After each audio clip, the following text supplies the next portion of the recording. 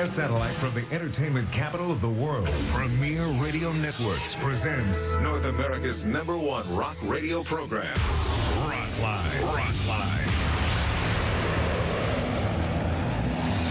Tonight, live from Harvest Sound in Lansing, Michigan, we welcome Ted Nugent to speak with a Motor City madman. Call the toll-free Rockline at 1-800-344-ROCK. That's 1-800-344-7625. And now, a man who does his best grilling with words, Mr. Bob Coburn. And good evening and welcome. The wild man of rock, the Nuge, the Motor City madman, Theodosius, Atrocious, Terrible Ted. Now we can add Crave Man to the list of alt names for rock and roll original, Ted Nugent. As with every Rockline appearance by Ted, tonight will satisfy Ted's fans, fan the flames of his detractors, and fill my mailbox with letters from each. And Rockline welcomes Ted Nugent. Good evening. I feel welcome and good evening from the swamps of Michigan, Bob. Nice to have you. Congrats on Crave Man. Outstanding, Ted. A great new CD from you. We're very proud of that. Marco Mendoza, Tommy Clufettos, these guys put so much heart and soul into our music. It's really unbelievable. So salute to those guys, man. Now, it seems as time goes by, you get a little bit more and more outspoken about your beliefs. Do you think you get more bombastic with age, Ted?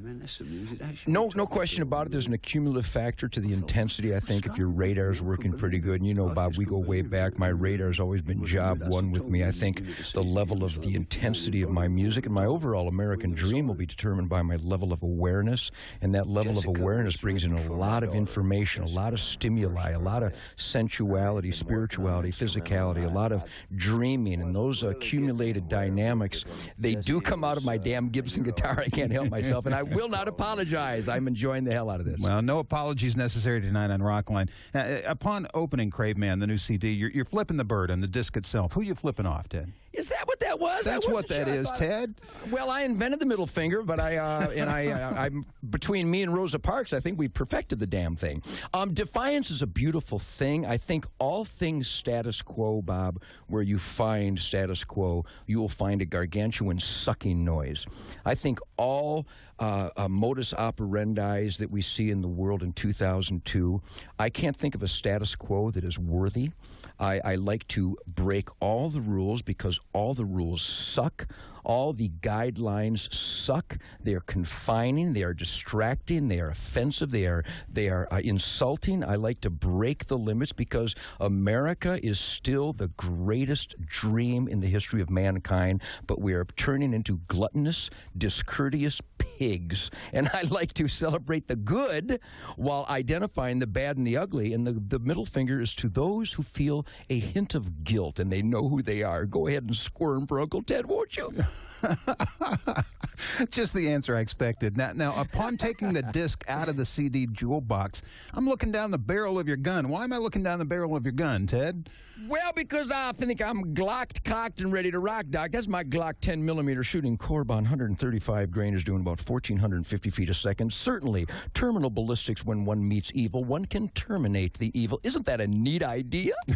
You got your Detroit Police Department hat on, and I'm staring down the barrel of your Glock, Ted. I love that. That's the tunnel to love, actually. No, you know, evil is a nonstop threat. It's always there. It's always been there. And I really believe that evil should be eliminated. And I find that the Glock is mighty handy when the time comes up. You know what I mean? Yeah, I bet you do. Now, you mentioned Rosa Parks, and there's some controversy with Rosa right now. There's this movie Barbershop, and the Reverend Jesse Jackson is upset. There are jokes about Rosa Parks in there.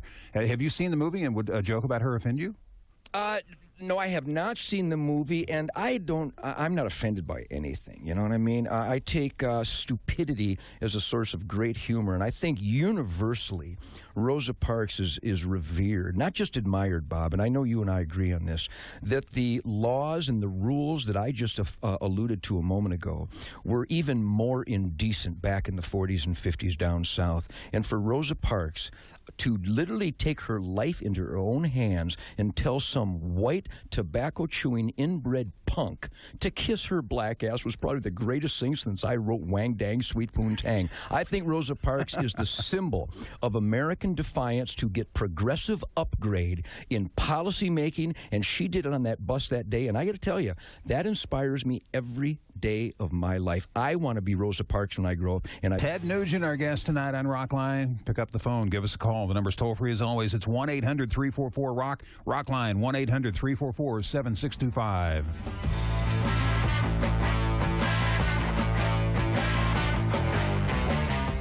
Now, back to Rockline on 92.9 The Eagle.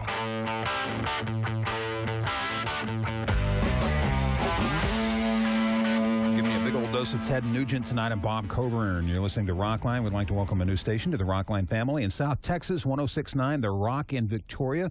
Love to hear from you tonight. Toll free at 1-800-344-ROCK. First caller is David from Jacksonville, North Carolina. And David, you're on Rockline with Ted Nugent. Hey, Uncle Ted. Greetings, David. Happy hunting season, man. All right, let me ask you, is it true Dog Eat Dog was written about the 1967 Detroit riots? That certainly had an influence on me when I wrote that song. You hear about a police cars overturned and a swan dive to the street. Couldn't handle the madhouse no more. He craved that sweeter meat. Yeah, it's about people giving up and literally cannibalizing their own communities and themselves. And it was very tragic event, as so often those type of race collisions create in this country. So the violence and the intensity of that era, not just Detroit, but what happened in Watts and all across this country, angered me. And I thought I would put it to music. Why not? HBO did a special on the Tigers, the 68 Tigers, and how the 67 riots affected them. Did you see that by any chance? It was really good. I was in that. That's right. You were in that, weren't you? Three or four quotes. Little is it known, Bob, that I actually started the riots. I did a version of a Hold On, I'm Coming one night and pissed off a whole bunch of black buddies of mine. They said they'd get even. Do you think the racial tensions have eased in America today, or is it still there, just in a different form? You know, it's scattered, it's fragmented. I believe, I still am very, very blessed. I thank God every day for the gifts I'm afforded with my wonderful family and my friends and this great American dream that I celebrate every day. And I hang out with a lot of black people across this country. My son Toby and I just got back from a dream safari in New Mexico, and we go to different airports. We fly through Chicago and Minneapolis and Dallas and Albuquerque.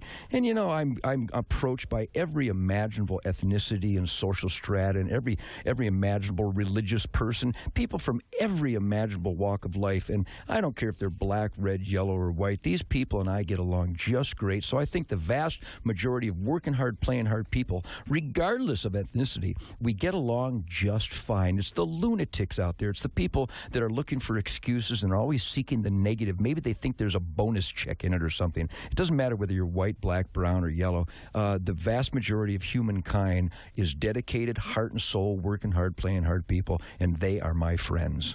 David, thanks for being on. We'll move to Montgomery, Alabama to talk with Malcolm. Welcome to Rockline, Malcolm. Appreciate it. How about it, Uncle Ted? Malcolm, how goes it in Montgomery down there, my friend? Oh, it's raining, man. Well, that's Tommy Shaw's home turf, my fellow damn Yankee down in Montgomery. Right, yeah. What's your favorite meal to prepare out of the cookbook?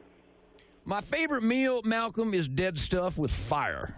It doesn't really matter. I love to eat venison, whether it's moose or caribou or deer or elk or antelope or bear or mountain lion, ducks and quail and pheasant geese. The Nugent family dines exclusively on this pure natural resource of protein that God has supplied us with. And the venison that we eat is the healthiest, most high-energy, proper food available to mankind. And it really doesn't matter what it is. My daughter Sasha came out tonight and we had wonderful, wonderful meal together. And it doesn't matter what we eat. We cook it with such reverence because we kill it ourselves. So we have a deep spiritual connection with it. We don't let strangers handle our food, which is why we don't have any E. coli or salmonella in the Nugent diet. We're ultimately healthy because of the proper food that we eat, which is wildlife. Do you go to restaurants? Yeah, I do. I've been monitoring, Bob, throughout my travels for the last 40-some years in determining the great soul food restaurants and the great quality control restaurants. And there's a lot of them. There's not a city in America where there isn't a family-owned restaurant who's really conscientious about quality control, whether it's the meat, the vegetables, the fruit, or the bread. You find quality control, which a hunting lifestyle is the ultimate quality control. We monitor and we harvest and we prepare all our own food in a hunting lifestyle. But those that use domestic livestock and their preparation as long as there's quality control. You can find a good restaurant like a Ruth Chris or the different steakhouse around the country. They're successful because they have quality control and they make sure they have properly monitored systems to determine the health and the quality of the food they deliver. Malcolm, thanks for being on. Malcolm was referring to the book Kill It and Grill It, the brand new book by Ted and Shemaine, his wife. We're about to play Crave, which you wrote with Jack Blades. What can you tell us about this song before we listen on Rockline, Ted? Well, Crave Man is my favorite piece of music ever because of Marco Mendoza and Tommy Clafettos and what Chris and Drew have brought to the production. I want to thank Spitfire and Doug Banker and Linda Peterson and everybody. Crave represents everybody I hang out with, Bob, including you, that we don't just love and celebrate the American dream. We crave this dynamic of independence and this self-sufficiency that is an experiment in self-government. And even though it's Wang Dang, Sweet Poontang, and the great spirit of the wild and all things in between, I love in between, don't you? Yeah.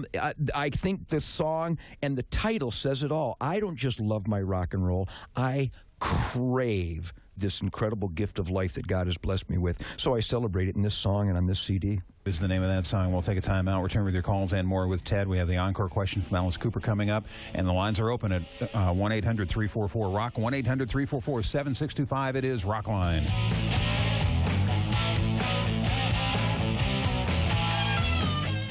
Lincoln's Maximum Classic Rock 99.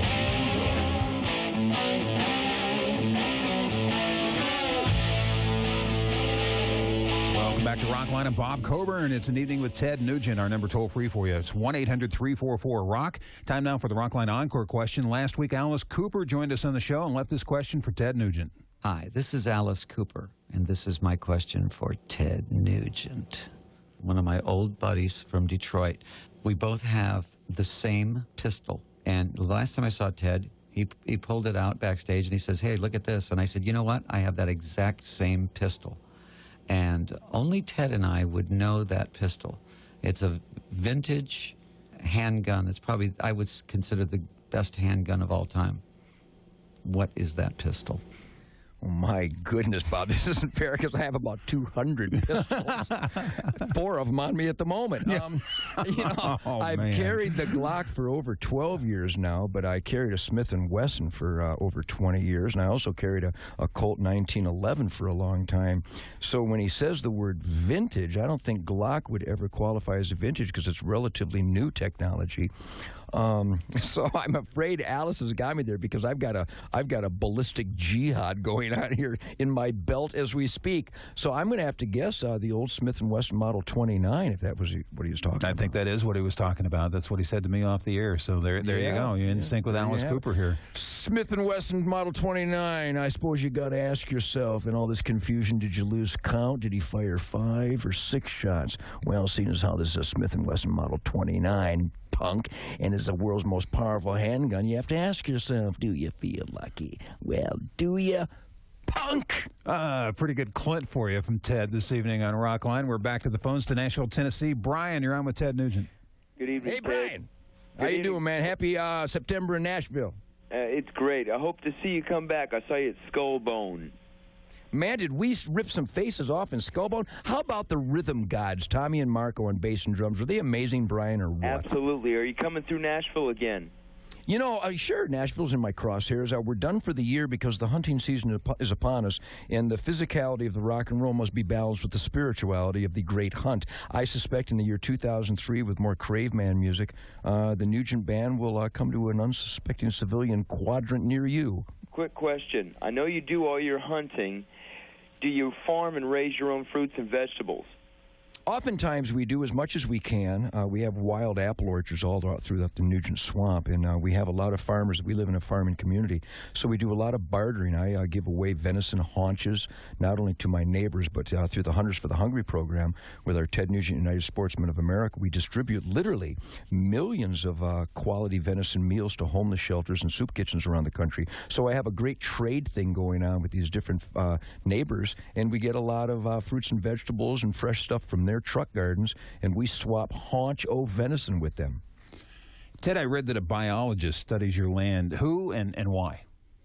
A number of scientists and biologists come to our swamp every year, Bob, because we own a fen, F-E-N. It's a unique wetlands habitat and ecosystem that grows some very endangered flora and fauna, including the Mitchell-Satter butterfly and the Christmas tree fern that is pivotal for the Mitchell-Satter butterfly to breed. And, of course, I like to encourage breeding at every opportunity. Of course you do. So, so we reduce the herbivore population to family-sized portions every year so that the various vegetation needed for this endangered butterfly to thrive is indeed thriving on my fen in Jackson County, Michigan, more than any other wetlands that produces this endangered butterfly. And once again, that proves that hunting and fishing and trapping is indeed the only natural system by which balance can be optimized so that you do have biodiversity. I'm very proud of that.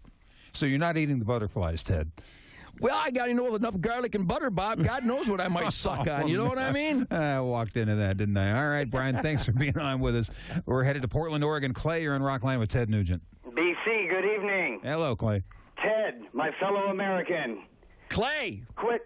Two quick questions for you. One, first I want to thank you for the performance of a lifetime at the Roseland Theater just this summer. Obviously, having the President of the United States in town was one thing, but having the Nuge himself is a whole other. Two questions for you. The question is, with the recent success of the Osbournes and reality TV, would you consider doing something like that? And are there any plans in the future for a rock figurine in the son of Ted Nugent, such as Kiss and Alice Cooper and so forth? I could see you with a gun, your loincloth, and your rock and roll guitar. Could you now, Clay? Well, we'll have to get you some salve and see if you can get over that condition.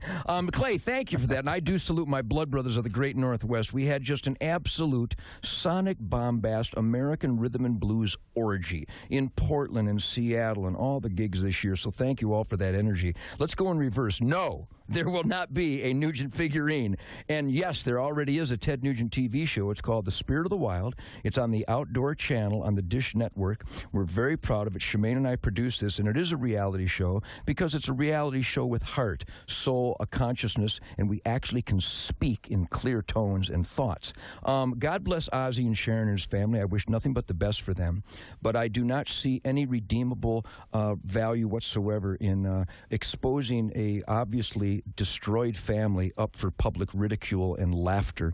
I'm very proud of the Nugent family, but we have private time. But I got to tell you, too, Bob and Clay and everybody on Rockline, that I did just get off the phone with Doug Banker, who's been my blood brother in the rock and roll dream here for many, many years. And as my manager, he has offered me a number of things from the VH1 and the MTV network, which includes some very interesting Nugent ideas for my own TV show on that network. So we shall see what we shall see, and it would probably include some more outdoor activities that are a little bit more unique to my lifestyle. And I would be proud to do something like that.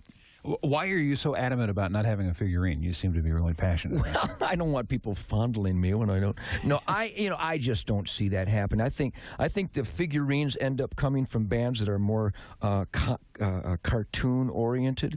I love Kiss. I think they're a riot, but they are indeed a cartoon. And I'm not familiar with the other ones, but I'm very proud of the incredible virtuosos. Craveman, the new CD on Spitfire, really displays the incredible talent of Tommy Clufettos and Marco Mendoza and all, whether it's the Amboy Dukes or the Damn Yankees or the Ted Nugent Band. Bob, you and I have celebrated before how fortunate I've been to have the world's greatest musicians collaborate with me over the years. And I just think that there's more sincerity and more honesty and more integrity to my music because of those musicians. And I just don't see where a figurine would come into play. Now, see, Alice Cooper liked his figurine. He said he got six-pack abs and he got a smaller nose, too. So. Well, but Alice would be the first to admit that he's more vaudevillian than he is musicality, even though he's written some masterpiece songs, and I have nothing but the utmost respect for the talents and the maneuverability of the Alice Coopers and those people of those types of performing credentials. But I think the Nugent Band is a little bit different, even though I know my goofball image of the loincloth,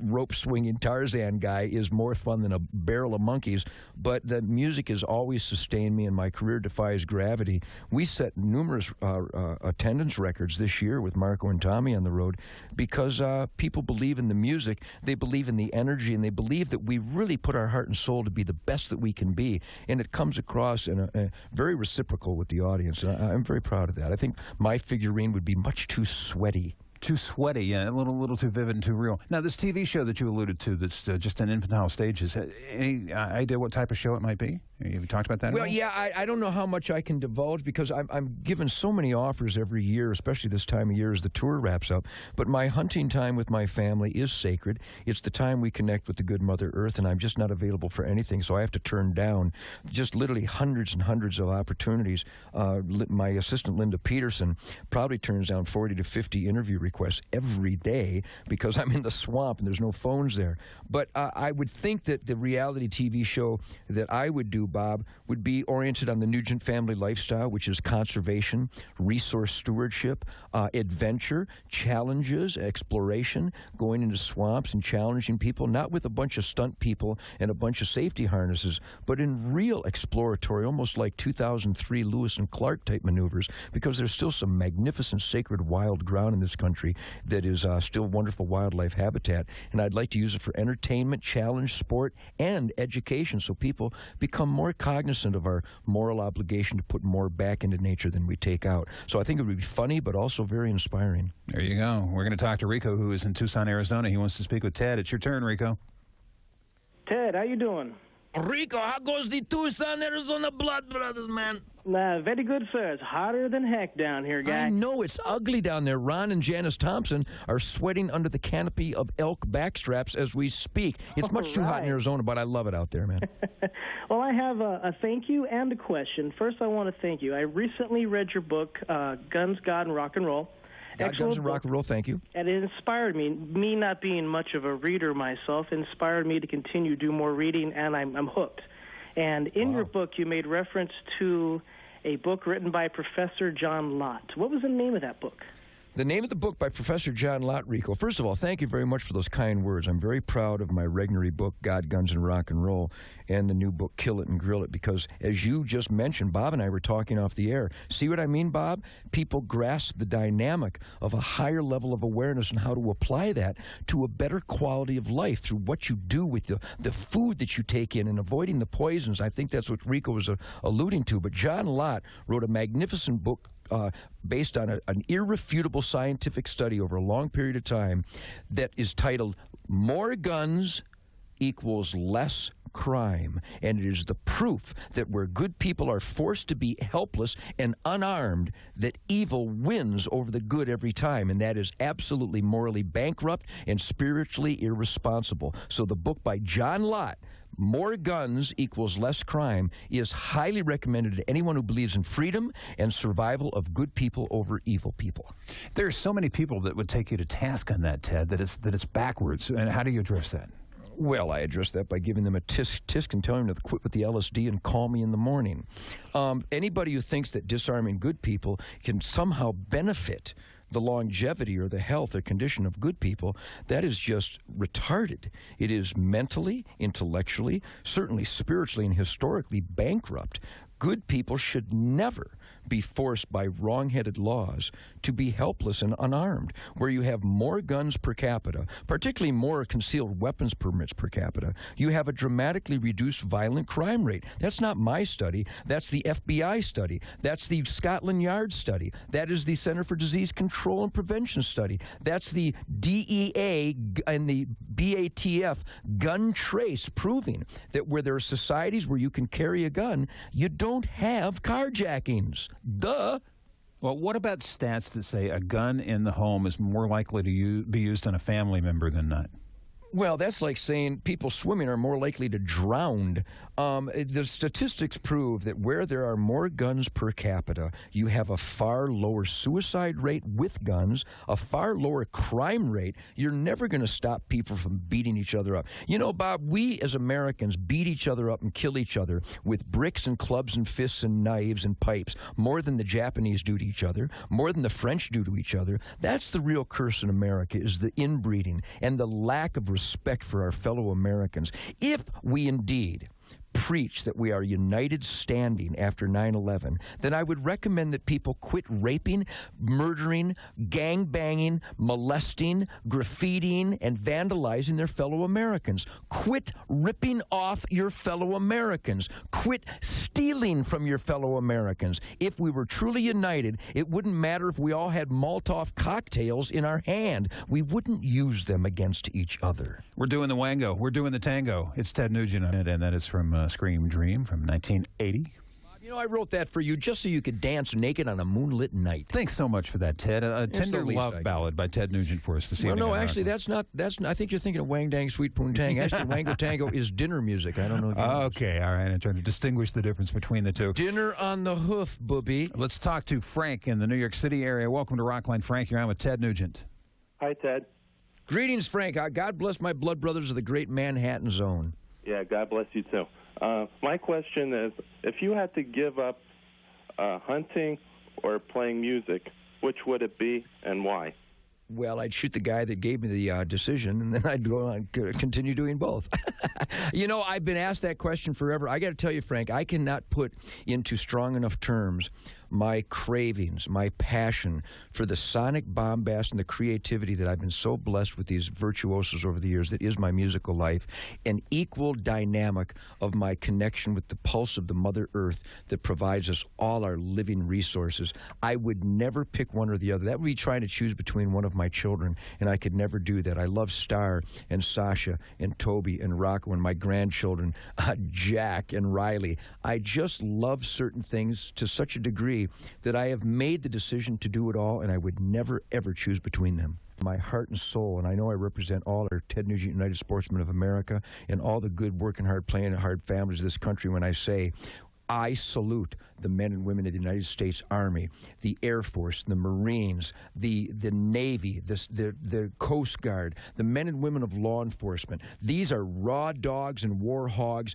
that will face evil and put their lives on the line so that we can live and experiment in self-government. So this song and every day of my life is dedicated to those brave warriors, the men and women of the armed forces and law enforcement. And that War Hogs, Ted Nugent's brand new album, Crave Man. Ted, our guest tonight on Rockline. Next week, we're thrilled to bring you the Red Rockers. Sammy Hagar, get out your shot glasses. Head to the phone right now to call Ted toll-free at 1-800-344-ROCK. It is Rockline.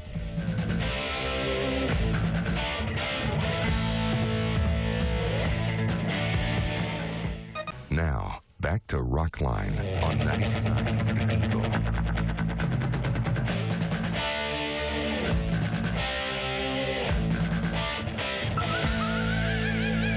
Welcome back to Rockline. It's an evening with Ted Nugent. I'm Bob Coburn. Ted, I just mentioned Sammy Hagar is on next week. Do you know Sam? And if you've met him, have you ever had any of his tequila? Sammy and I go way back there, Bobby. We were all weaned on that rhythm and blues, Black Gods of Thunder music. So Sammy and I have always had that blood brother musical relationship, and I've had nothing but admiration for his stage skills, his vocal prowess, and the soul what Sammy Hagar projects in everything he does. And let me tell you a little Sammy Hagar story, if I may, Bob. Mm-hmm. I think the world would be a little surprised to hear this, because I've been clean and sober my entire life.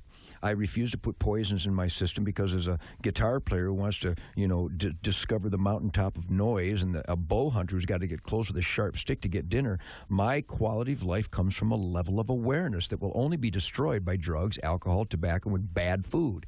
So I've always avoided those things that will reduce my level of awareness. That being said, Mr. Coburn, Sammy Hagar came strolling into Detroit here recently, and he brought some of that blue wetback devil piss of his. I think he calls it Cabo Wabo Gurgle stuff. And he said, Ted, let me make you a margarita, boy. And I have such respect for Sammy. I said, all right, because I like a little glass of wine once in a while. Shemaine and I have wine with our venison all the time. And Sammy wanted to make me his Sammy Hagar Cabo Wabo margarita. And I said, all right, Sammy, do it. And this is going to be, I understand, I get to do the encore question for Sammy Hagar tonight. Yeah, you do. From Uncle Ted. And I will incorporate that in this, because he went back and he got two big, giant, tall glasses. He got some of this blue Cabo Wabo wetback blue devil piss out of this funny-looking bottle, and he poured me some of that, and he put in 4 ingredients and started shaking it up like he was really going to dance naked for me, which I would have had to shot him. And he made me a Sammy Hagar Cabo Wabo tequila margarita, and I took a sip of that. I got one word to tell you. Candy. It was like candy. Yeah, It was absolutely. so delicious that Uncle Ted, my 53 years of clean and sober, came to a screeching halt that night. Now, I don't get drunk, but I do have a couple of Sammy Hager's Cabo Wabo margaritas every week, and I have a little glass of it. And that'll be my question for Sammy at some point. What are those 4 ingredients that Sammy Hager put together backstage at Pine Knob in Detroit that caused my clean and sober life to come to a screeching halt on that mystical evening? There you go. We will have you record that off the air tonight. We'll play it for Sammy next week. And right now, we'll take a call from the St. Louis area. Dan, you're on Rockline with Ted Nugent, who has had tequila. My question is, have any other music giants starred on any albums with you, and who and which albums are they? Geez, I've been very lucky, Dan. Thanks for the call. I got a lot of friends in St. Louis down there, John and Cecilia Rogers and all my buddies who I've jammed with and hunted with down there for all these years. God bless you all. I've been so privileged, Dan. I've jammed with everybody from Jimi Hendrix and B.B. King and Albert King and Stevie Ray Vaughan and Billy Gibbons and just the world's great, and Chuck Berry and Bo Diddley. I've been so blessed to jam with the world's greatest virtuosos, particularly in the guitar world. But I've never had a jam session recorded other than my Aerosmith jam, which is also, they're one of the greatest living outfits in the history of rhythm and blues and rock and roll. I've always admired all the guys in Aerosmith. And on Milk Cow Blues on the Aerosmith live album, Uncle Ted did a little guitar get down with them. Yeah, I've heard that before. As a matter of fact, that's good stuff. Thanks for the call, And another thing I need to mention, too, Bob, is that Meatloaf, I think, really made his musical debut on a national level on my Free For All album. Meatloaf is one of the greatest talents out there, and he sang his ass off on my Free For All album on a couple of songs. Good old Marvin a Day, yeah. Yeah, baby. Way back with Marvin. Dan, thanks for the call. It's Terry's turn in Grand Rapids, Michigan. Terry, welcome to Rockline. You're on with Ted Nugent. Good evening, Ted. Greetings, Terry. God bless the Michiganiacs in the Grand Rapids. You ready for October 1st? 6 days away. Watch out for me out there. Come on, baby. Bring on the backstraps. Okay, I'm going to get one before you. I doubt I got one last week, pal. Oh, okay. Hey, you ready for my question? Sure, always. By the way, we're all friends here of yours, and we're all worshipers here of you, too. We can't wait to see you again. Thanks, Terry. Okay, since you toured so much with Kiss over the years, what's your relationship with them? And a little bit more, do you agree on Gene's stands on some of the issues lately? And what's up with that? Well, I did jam with Kiss and perform with Kiss all the way back to 1973. I've always had a great admiration for their work ethic and their creativity and their dedication to their craft. They know they're a cartoon band. They play authentic rock and roll, and they've got a get-up that is unprecedented in the history of music, and I think it's just wonderful. I've also admired them as individual musicians. We did the 2000 tour with them, and it was the greatest tour in the whole world that year. I've got great admiration for Gene on many different levels. He's a very dedicated father. He's a good citizen. He's always been clean and sober. He's a very conscientious and intelligent man, and he's got a magazine called Tongue with fine-ass bitches in it. How can I not love him? And that's the name of that tune. There you go, Terry. Thanks for being on tonight. We'll head back to Bama, to Huntsville this time. Scott, you're on Rockline. Here's Ted for you. Hey, Ted, how you doing? Greetings, Scott. Happy hunting season, man.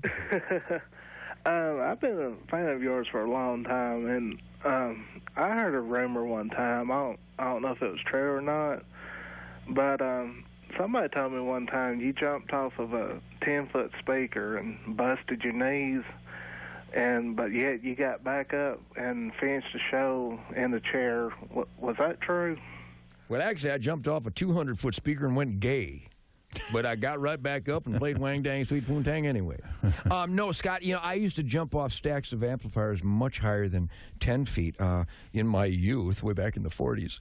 I throughout the 60s, 70s, and 80s, and into the 90s, I continued to fly off those amplifiers, and they weren't prepared. They were not props. I merely grappled with them and balanced on top while my crew came scrambling to my assistance so I wouldn't fall down and break every bone in my body. But one night down in Miami, Florida. Actually, it was just north of Miami.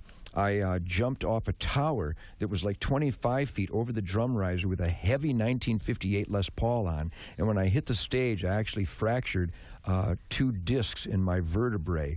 And I continue to perform not just that night for the entire tour, which consisted of over 250 concerts that night. And basically, I'm a complete idiot. But I think there's a healing power to the type of music that I play every night, and I was able to put up with the pain. But more currently, I had 4 root canal surgeries this year in 2002 during the tour. And right now, while I'm talking to you, I am experiencing extreme nerve damage in the left side of my face. And I have performed concerts, I think somewhere in the neighborhood of 50 since this happened.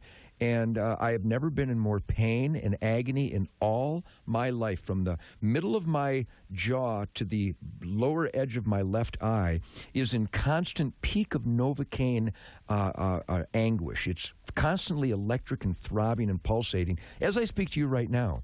But I got to tell you, I do a lot of charity work with our Ted Nugent Camp for Kids, and I get to visit with children in schools and hospitals and churches, and I would never, ever complain about some face pain or discomfort when I see these little boys and girls, through no fault of their own, suffering from terminal diseases and different conditions and maladies that make me stronger and make me thank God every day for my health, which is why I would never put drugs, alcohol, or tobacco in to my sacred temple, because God has blessed me with health, and I'm not about to give him the finger. There you go. Scott, thanks for being on. We're going to play another song right now from the brand new album, Crave Man by Ted Nugent, Claustrofunky. Tell us about this one, Ted. Yeah, what can I possibly tell you? I reached in my ass and I pulled out this guitar lick and I... Ted Nugent, Claustrofunky. If you get on the air tonight, we'll give you a copy of the Crave Man CD courtesy of Spitfire Records, or a signed copy of the Nugent's new book, Kill It and Grill It. And thanks to Linda Peterson for that. And is it Regenery Publishing? Regnery. There we go. Get it straight here. Back with Ted and your calls in just a moment. It's toll free. The number 1-800-344-ROCK. It's Rockline.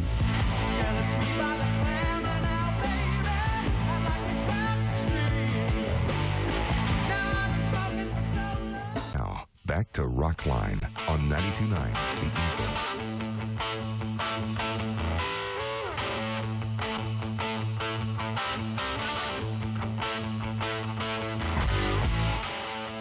It's Rockline and Evening with Ted Nugent. I'm Bob Coburn. We go back to the telephone. The number's toll-free, 800-344-ROCK. We have Jimmy from New York City. Jimmy, welcome to Rockline. I understand you're a police officer. Yes, sir. Are you at work now? Yes, I am. Oh, well, thanks for taking the time. Here's Ted Nugent for you. Hey, Mr. Nugent, how are you? Greetings, Jimmy. God bless the Warriors, my friend. Thank you. Hey, I want to know, I booked a trip to go hunting up to Saskatchewan, Canada next year, and I just want to know if the hunting is as good as they say it is up there. Jimmy, yes, it is, but let me advise you to number one, have a good time, and on behalf of everybody who cares about peace and freedom, we salute the brave men and women of the New York Police Department. That is universal, but it's worth emphasizing every chance I get, and I salute you and thank you for your bravery. Jimmy, when you go to Saskatchewan, be sure you celebrate the goodwill and the good spirit of the great people in Canada, but be sure to talk to your friends in Saskatchewan, because as a warrior, as a man who's not only trusted but obligated to carry a weapon as a police officer in New York City, the Canadian government spits in your face by not allowing you to carry that weapon into their country. The Canadian government doesn't trust the greatest hero in the world, a New York City cop, to bring his gun into Canada. I find that offensive. I find that intellectually and morally bankrupt, and I want you to challenge your friends in Canada to get that C-68 gun law changed, because it has done nothing but shackle the good men and women of that country. To the more positive side, Jimmy, have the greatest hunt of your life, because they have huge bucks, giant bears, and more ducks and geese than you can shake a 12-gauge at. I hope you kill a lot of good food up there, man. Thank you. All right. I think Jimmy's kind of wide-eyed right now. You've given him a mission, Ted. Yeah. Well, it's important. That's what I do, Bob. When I started the show off, and I appreciate what Rockline allows me to do on the great stations across this country, and certainly for you to sustain yourself in this crazy industry this long and facilitate those of us who like to mouth off. But my mouthing off is merely a responsibility of we the people to stand up and make policy changes when we know policies are backwards and counterproductive. So when I make these statements about we the people, I feel driven to do so, and I know that it's contagious. And if you come to tednugent.com, we have a talk back and a chat room. And at our community, we call it a campfire. It's like an electronic campfire. tednugent.com brings people from all around the world, lots of cops, lots of military, and a lot of people who want to make the world better, safer, and more peaceful for everyone. And the unsolicited testimonials at Talkback on our website is just astonishingly proof that common sense is still the self-evident truth that make America so wonderful. So thanks, Bob, for allowing me to make these comments. Well, we do that at Rockline. You know, I don't always agree with what you say, but I don't fight you on stuff. You got the right to come on and say whatever you want. The one thing that I always question about you, Ted, and I don't think I've ever mentioned this to you, is sometimes I get the feeling that you want us all to follow in your path. Is that what you want, ultimately? I want people to follow in the path of much greater men than me. I'm just a goofy guitar player, but I've learned from the Rosa Parks. I've learned from the Charlton Hestons.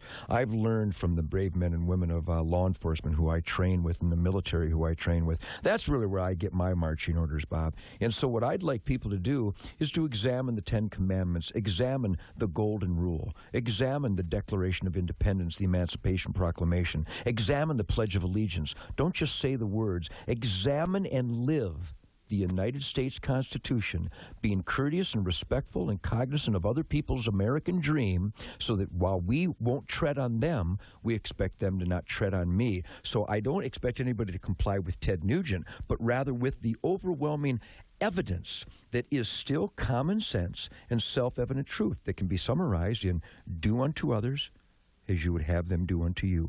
Be decent, show goodwill and courteous behavior towards other people, try to eliminate crime, eliminate the corruption in the justice system and the corruption in government, and bring peace and tranquility through productivity and the compensation based on effort, not some kind of blood-sucking mentality that is really bringing America to its knees. Those are the kinds of basic principles that I operate under, and I think they would do good by everyone. Well, when you put it that way, who can argue with that? Hallelujah. It's Tones from Craveman, the brand new album by Ted Nugent. We have another call from Alabama this time. It's Robert. Welcome to Rockline. Here's Ted for you, Robert. The Motor City Madman. How goes it, Ted? Greetings, Robert. How are my friends in Alabama? How you doing? All right.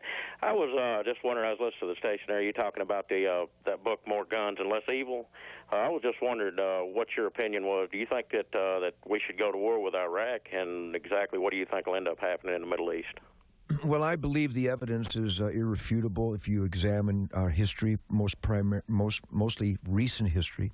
Saddam Hussein is a monster. He kills his own people. He kills his own family members. He has used weapons of mass destruction against his own people. He is a tyrant. He is an evil man of the parallel to Hitler. We know this. We know the minute he gets nuclear capability, he will use it against us. I believe that we should go in there and wipe the punk out. I trust our military leaders. I know that that's their consensus, and I support that. Don't you think we're going in with that provocation now, though? I remember this little ditty, September 11th, and Saddam harbors and encourages and trains the very people that are dedicated to destroy America and kill Americans. So do the Philippines and Indonesia. Should we go in there, too? Well, nowhere near on the dynamic, Bob, and we have gone in there, and we've got those under control. I believe that getting rid of Saddam will give us the same control that we've had in places where the threat is imminent, and I believe the evidence supports that. Does that open up for Iran next? It seems like it's a domino effect to me, Ted. It scares the hell out of me. Well, we waited far too long. There were 6 million innocent Jews slaughtered because we hesitated in Germany. And, we're waiting for the United Nations. I want to make an announcement right here on Rockline. They're not united, and those aren't nations. Nations are where people have the say in their destiny and have freedom to be the best that they can be. Most of the inhabitants in the building of the United Nations are despots and tyrants. They are evil controllers and dictatorships. Those are not nations. I don't want their input. None of their citizens are free. Until their citizens are free, I just assume they shut up and leave America to continue being a dream. I got to disagree with you on that one. I've seen the latest polls. 2 out of 3 Americans think we should go in and clean house in Iraq. I don't think it's the right thing to do right now, and I think European nations, which I disagree on that too, I think they are nations, and a lot of them are sovereign, but democratic. Only the guilty need to feel guilty. Certainly those where there is a we the people pulse, whether it's Germany or France or Spain, places like that, to whatever degree they are capable to be free and the best that they can be, they certainly shouldn't feel guilty. But Rwanda isn't a nation, and Nigeria isn't a nation. They're still chopping little girls' clitorises off there in the name of some voodoo religion. I don't want any advice from people who think chopping little girls' clitorises off is somehow a rite of passage. That's voodoo, that's barbaric, and I don't want their input. Well, I don't know about Nigeria, but, be careful what door you knock down, what's on the other side. I'm not saying don't ever go in there, but I don't think the time's right now. A difference of opinion, which is healthy. We'll return with that on Rockline in just a moment. I salute you for that. Back to Rockline on 92.9 The Eagle.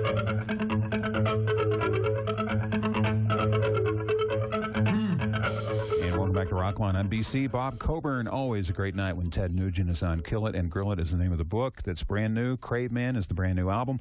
Ted, I know you did Crossfire on CNN not too long ago, and about 6 months ago you were on the show as well. You grabbed a handful of peanuts. I thought we were going to lose you that night, Ted. I thought you were going down for the big one. Actually, that was some Tejas jalapeno venison sausage that Paul Bagala I had to take too big of a bite of. Let me give you a little tip, Bob. I know you need this kind of advice. When you're doing a talk show, don't fill your mouth with salami. Just a little hunch of mine I've discovered. That was a fun night. Actually, we have the transcript of that at tednugent.com, and I'm real proud of what I stood for that night, and I do as much media as I can possibly fit into a day to try to get the pulse of we the people out there in the media, and I thank everybody, particularly you and Rockline, for allowing me to do so. And we want to thank the lovely Linda Peterson, Joel Newport at Harvest Music and Sound, Rock and Rob Gill at Spitfire Records, Bob Olson from Q106, Latham Nelson at the Mitch Schneider Organization, and to you, Ted Nugent. Thanks for being on. It's good to have you always. God bless America, Bob. The American dream is alive and well. Let's make sure we put our heart and soul and make it the best we can be. I'm BC, and I'll be seeing you. You've been listening to another fabulously entertaining episode of Rockline, winner of the 2001 Billboard Award for Best Syndicated Rock Program. Did we mention Rockline was award-winning? The superior sound of Rockline was made possible in part by Sennheiser mics. Sennheiser, microphones, headphones, wireless products. Sennheiser, the sound that moves the world. Thanks to Buddha, Felicia, Steve, Marcella, and Michael for their priceless contributions. Special thanks to Mike Higgins and Steve Fredrickson for their technical assistance. Rockline is mixed by Jimmy Rash. Technical direction by Greg Jernigan. Associate producer Dave Bianchi.